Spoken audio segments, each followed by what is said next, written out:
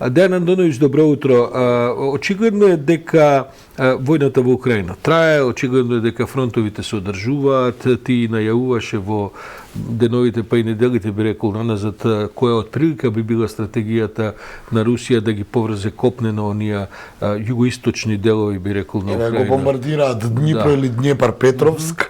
Тоа им е клучно, бидејќи од Донбас кој ќе се поврзат со централниот дел, Днипро практично ќе отцепат цела една страна на Украина, односно десно од Днепар гледано овака или источно од Днепар, така да русите продолжуваат со воената инвазија.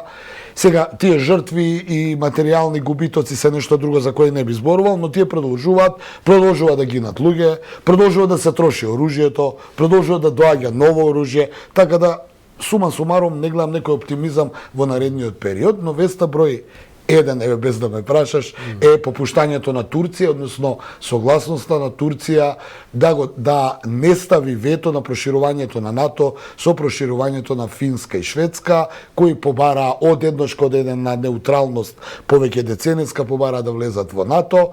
Тие се две сили на Балтикот, имаат моќни армии, така да од аспект од воен и геостратешки аспект со нивниот влез, НАТО ќе се засили, ќе добие поголем број на земји членки, Балтикот геостратешки ќе го блокира. Но ајде да ја кажеме само што е важно, треба се каже дека ова блокирање на Турција беше очекувано да падне, само се преговараше.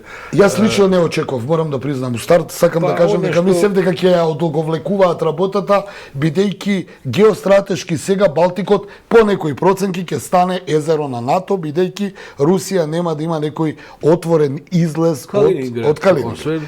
Но има нешто друго. Сувалки делот кој линијата за кој зборувавме многу пати помеѓу Полска и Литванија, околу 350 километри коридор, кој според меѓународните закони не е НАТО земја.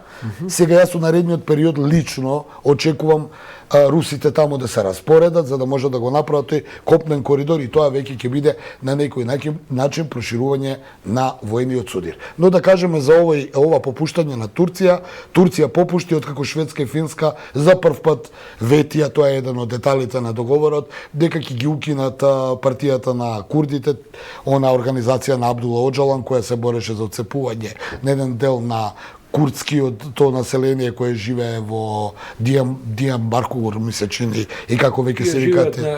На цели територии кои што зафаќаат повеќе земји со кои граници. И упориште им беше Финска и Шведска, каде во склад со нивната демократија тие можеа да бидат регистрирани и да делуваат. Сега тие ќе ги укинат. Практично ќе ги затворат, ќе им забранат, а можеби по барање на Анкари ќе бидат уапсени сите оние кои се обвинети дека се вмешани во некој тероризм. Во тоа не верувам. Сега, мораме и руската реакција да ја кажеме.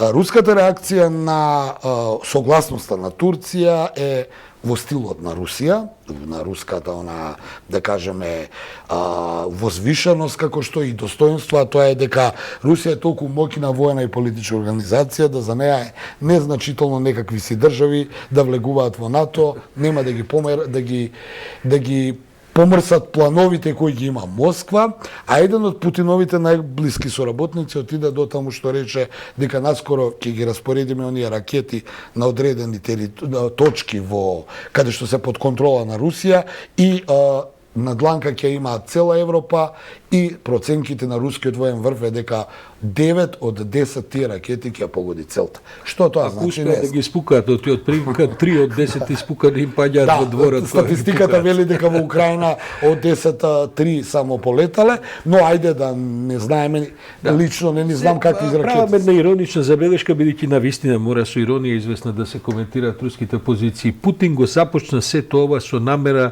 да, и тоа беше една од главните цели на целата интервенција, да го ограничи НАТО, да покаже колку е силен и така натаму. На крај конфликтот уште можеби не стигнал ни до средината, бидејќи ќе трае, и тој туку што доби НАТО две нови земји членки, тоа со значителни капацитети.